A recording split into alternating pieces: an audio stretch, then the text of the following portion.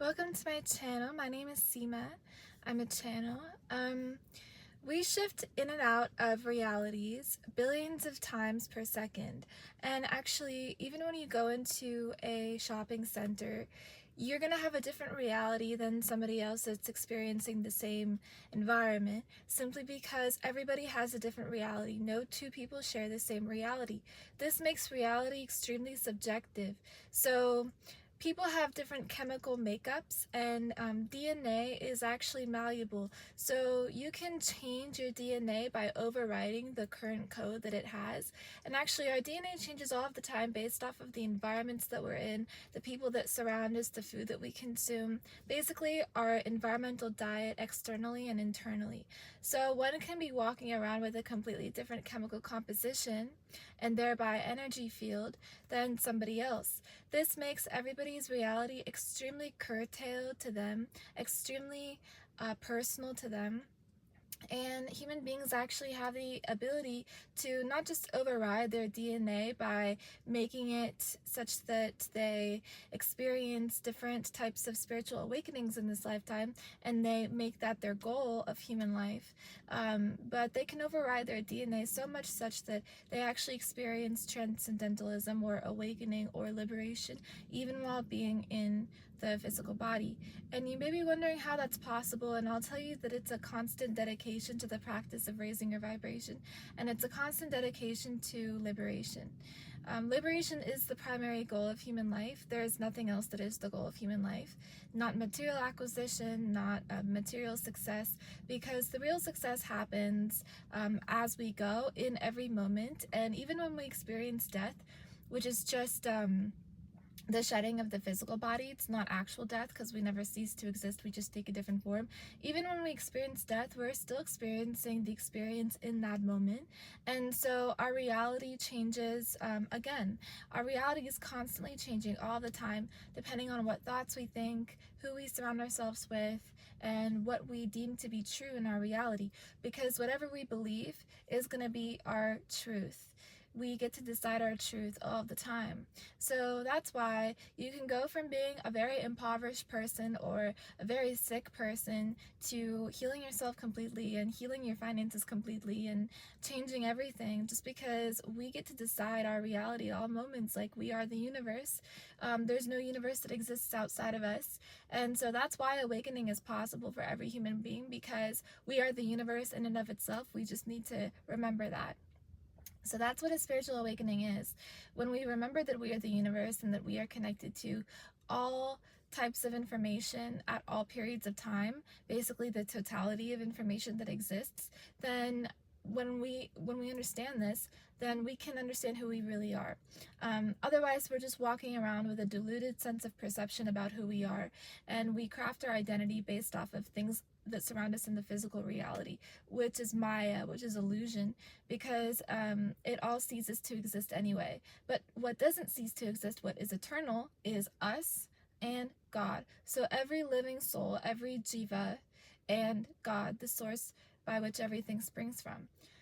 So that's why it's important to look at material reality not as you being separate from it, or not as you being the controller of it or dominator of it or enjoyer of it, but rather as you being the creator of it. And truly, the only actual enjoyer of anything is God. And in Vedic scripture, we call God by the name of Krishna. You can attribute any name to God. And we say that Krishna is Purusha, which means enjoyer. So God is the true enjoyer of everything. And so when we enjoy something, when something is pleasing to our senses, if we are not connecting our senses back to God and feeding God's senses and serving God's senses, then we just kind of stay stuck in this material realm and in the human senses that come with it. Do you see what I'm saying? If we keep feeding something or putting our attention to something, even our own material sense objects, then we get stuck in the third dimension, not just in this lifetime, but in lifetimes to come. So what do I mean by when I say we get stuck in the third dimension? We just create more karma for ourselves. So, which is fine. Karma is a continuous cycle. It's always happening. That's why karma usually is like instant for those who are more crystalline in their energy, for those who are more fluid in their energy, for those who are more um, even worked through within their own karma in this lifetime. So karma happens to us immediately. Like, for example, myself, when I started to evolve spiritually and really expand my consciousness and tap into my heart and understand love, understand God, what happened was, you know, any time I would think a negative thought, I would get the karmic reaction immediately. Like, my karma would be served to me immediately, and I would see kind of the what I was doing wrong, you know, the repercussions of that. So depending on if you choose to pay attention to your life or not, you'll see how karma is constantly acting, and we are always governed by the laws of karma because we are in the third dimensional body. We are not ascended yet, you know, we are not holy in any way, but at the same time we are holy completely because we are God's children. So does that make sense? You have to marry both sides of any situation when it comes to understanding universal law or understanding the true nature of reality, because that is the only way that we can understand unity or oneness consciousness, when we marry both sides of any situation. So, for example, in Vedic scripture, we call God by the name of Krishna, but we also call God as being Srimati Radharani, or by the name of Radha, because Radha is Krishna's counterpart. She is the, let's say, divine feminine, or the feminine nature of God, the feminine aspect of God. They are one and the same.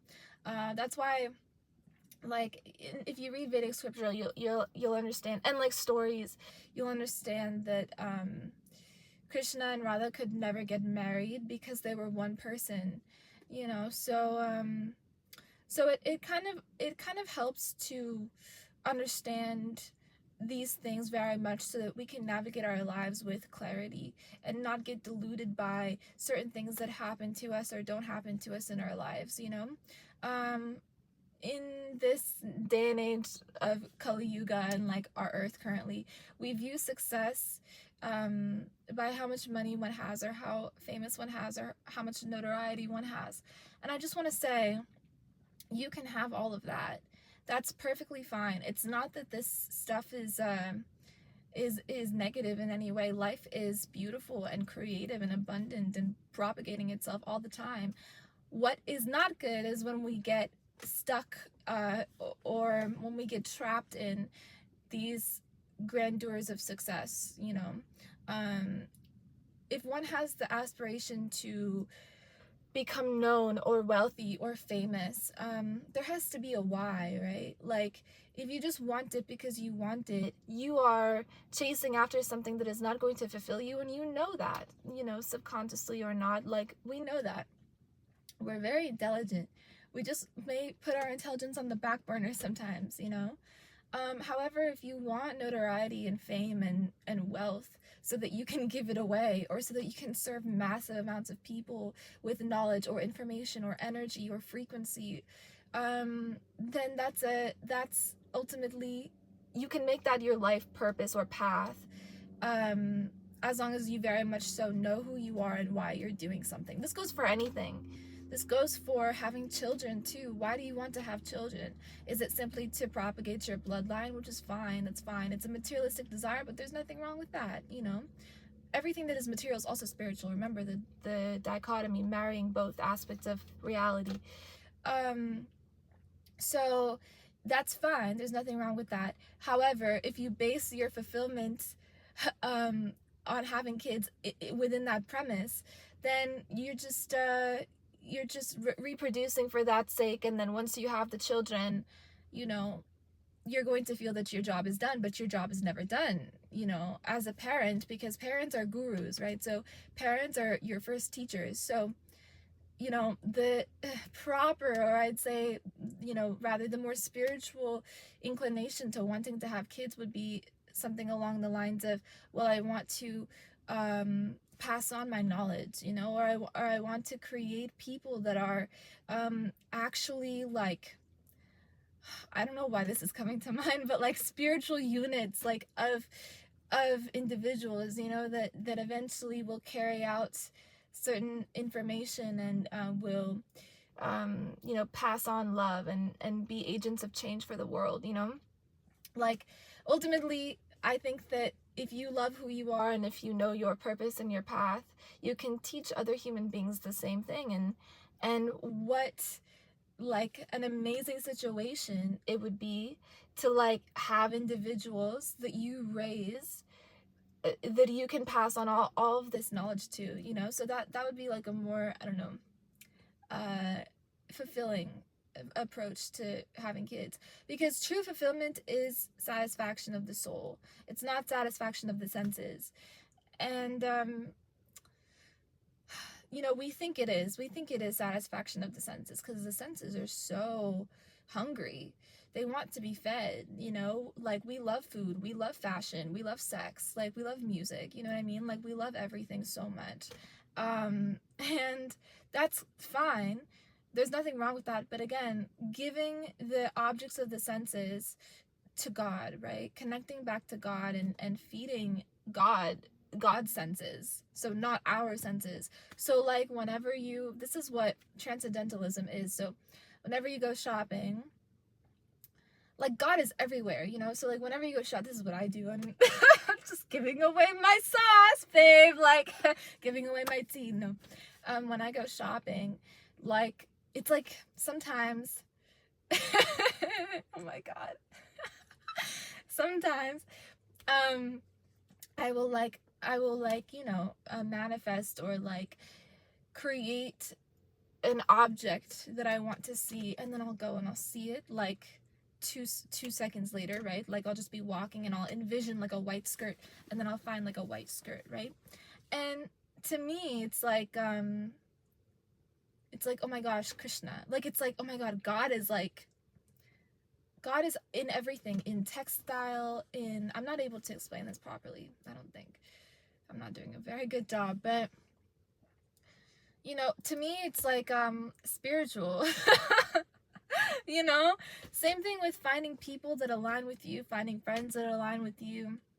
Shopping is just like the most primitive example I could give about sense gratification.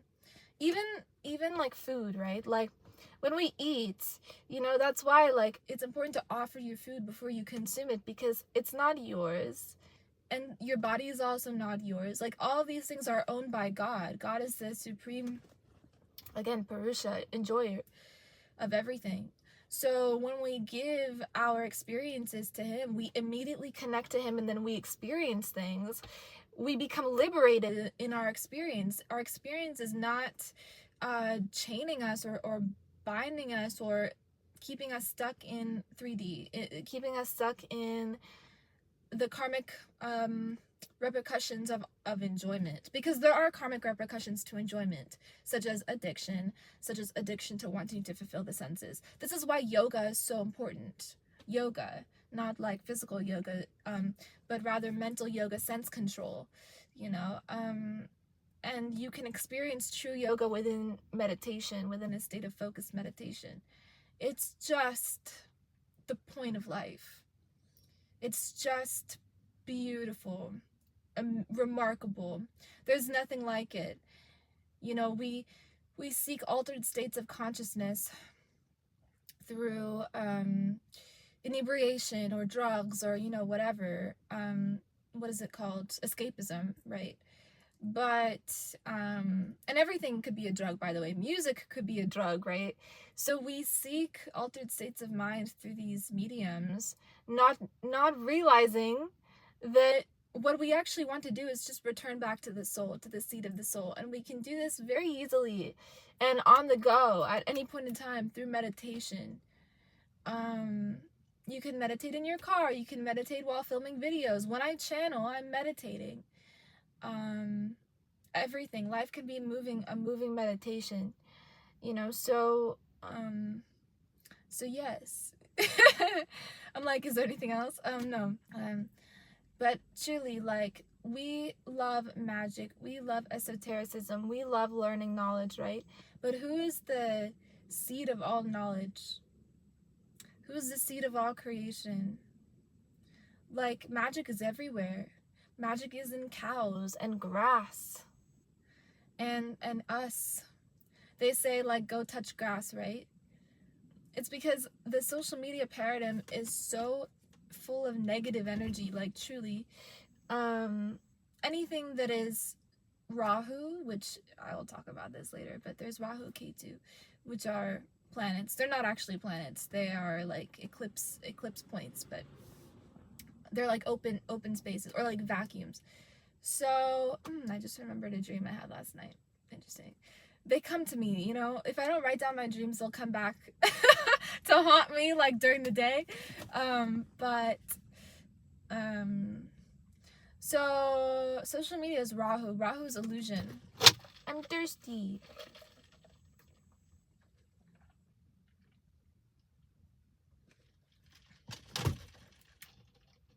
Thank you. You know what I mean? Like, life is so beautiful. Okay. What was I saying?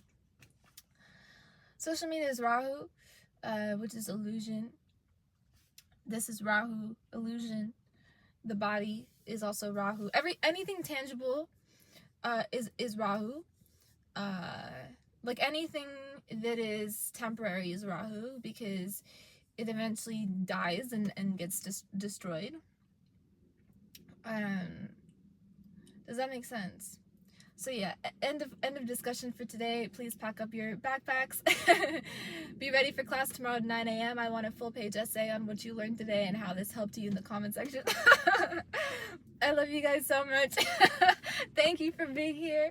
You guys like make me so happy. And I'll talk to you in the next one.